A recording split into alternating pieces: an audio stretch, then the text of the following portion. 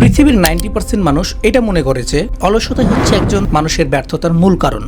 কিন্তু কথাটি কতটুকু যৌক্তিক বা সত্য? মনোবিজ্ঞানীদের মতে শুধুমাত্র অলসতাই ব্যর্থতার মূল কারণ বা সফল হওয়ার পেছনে বাধা নয়।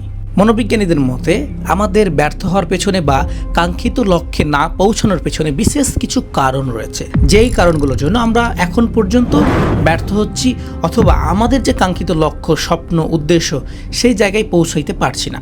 সো কী সেই কারণগুলো, আজকে সেই বিষয়গুলো নিয়ে আমরা জানবো। Number 1, confusing thought with progress. Yes, আমরা যখন কোনো বিষয় নিয়ে চিন্তা করি, কোনো একটা কাজ নিয়ে অতিরিক্ত চিন্তা করি, এটা কেন হবে, কিভাবে হবে, এই চিন্তা করার ফলে আমাদের মস্তিষ্ক এটা মেনে নেয় যে আমরা ওটা পেয়ে গেছি। যখন আমরা আমাদের স্বপ্নকে নিয়ে বারবার ভাবি, তখন আমাদের সাবকনসিয়াস মাইন্ড এটা মনে করে যে আমরা ওই জায়গায় অলরেডি চলে গেছি বা সেই জিনিসটা পেয়ে গেছি।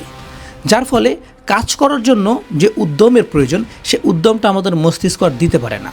কারণ মস্তিষ্ক তো অলরেডি মেনেই নিয়েছে যে আমি তো ওটা অর্জন করে ফেলেছি। এখন আপনি বলতে পারেন যে মস্তিষ্ক মেনে নিলেও যে আমি এটা অর্জন করে ফেলেছি, তাহলে কাজ করতে গিয়ে সমস্যাটা কোথায়?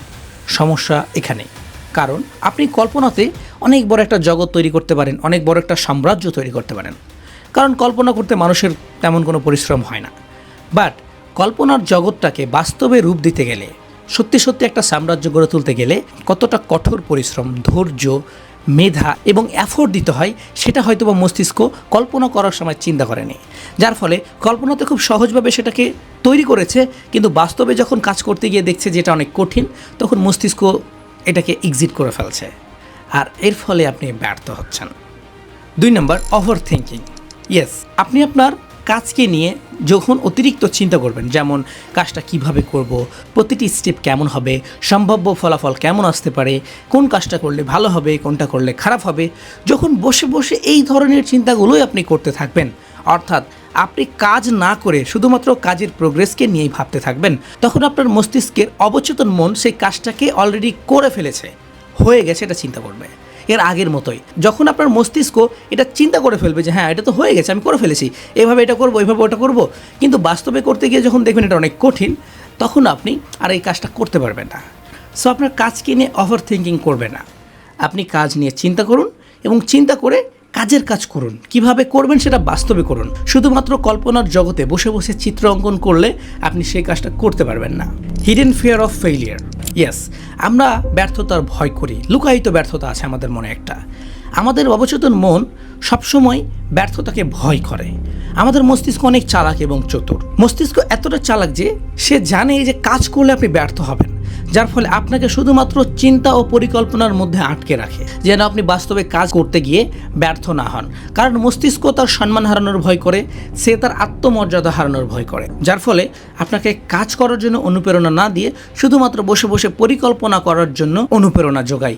4 নম্বর, waiting for the right time. এটা আমাদের জীবনের সবচেয়ে বড় ভুল। পৃথিবীর 95% মানুষ সব কিছু থাকার ফলেও শুধুমাত্র সঠিক সময়ের জন্য অপেক্ষা করে বসে থাকে এবং পারফেকশন অর্থাৎ নিখুঁত হওয়ার চেষ্টা করে।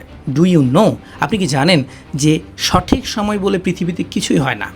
আপনি যখন থেকে কাজ শুরু করবেন সেটাই হচ্ছে আপনার জীবনের সঠিক সময়, আর পারফেকশন বলে কিছু হয় না। মনোবিজ্ঞানীদের মতে কাজের শুরুতে কখনো মানুষ পারফেক্ট হয় না, কাজ শুরু করে ধীরে ধীরে মানুষ নিজেকে পারফেক্ট করে গড়ে তোলে।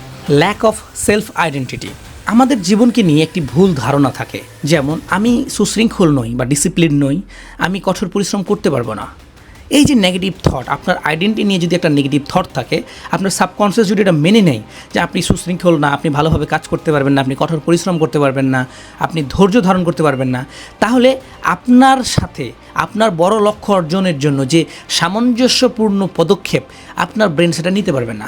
আপনার ব্রেন এই সিদ্ধান্ত নিতে পারবে না যে অ্যাকচুয়ালি সামনে গিয়ে আপনাকে কোন পদক্ষেপ নেওয়া উচিত, কারণ আপনার ব্রেন মেনে নিয়েছে যে আপনি কঠোর পরিশ্রম করতে পারবেন না। তাই সবসময় নিজের সম্পর্কে একটি সুস্পষ্ট ধারণা রাখার চেষ্টা করুন। যেমন আপনি সুশৃঙ্খল, আপনি একজন ডিসিপ্লিন মানুষ, আপনি সবসময় কঠোর পরিশ্রম করতে প্রস্তুত, আপনি সবসময় ব্যর্থ হওয়ার জন্য প্রস্তুত, আপনি সবসময় ত্যাগের জন্য প্রস্তুত, আপনি সবসময় ধৈর্য ধারণ করার জন্য প্রস্তুত। আপনি একজন ভালো মানুষ, কঠোর পরিশ্রমী মানুষ, এই জিনিসটা নিজেকে বিশ্বাস দিন, দেখবেন আপনি সফলতার পথে এগিয়ে যাচ্ছেন। সো বন্ধুরা, ব্যর্থ হওয়ার পেছনে শুধু অলসতা দায়ী নয়। আপনি অলস হয়ে বসে থাকতে পারেন, তবে আপনি যদি দিনের নির্দিষ্ট একটি সময়ে সঠিক কাজটা করতে পারেন ফুল ফোকাসের সাথে, ওই একটি নির্দিষ্ট সময় আপনাকে অনেক দূর এগিয়ে নিয়ে যাবে। কিন্তু আপনি যদি সারাদিন কাজ করেন আর যদি মনোযোগের সাথে কাজ না করেন, সঠিক ওয়েতে কাজ না করেন, তাহলে আপনার সারাদিন কাজ করেও কোনো লাভ হবে না।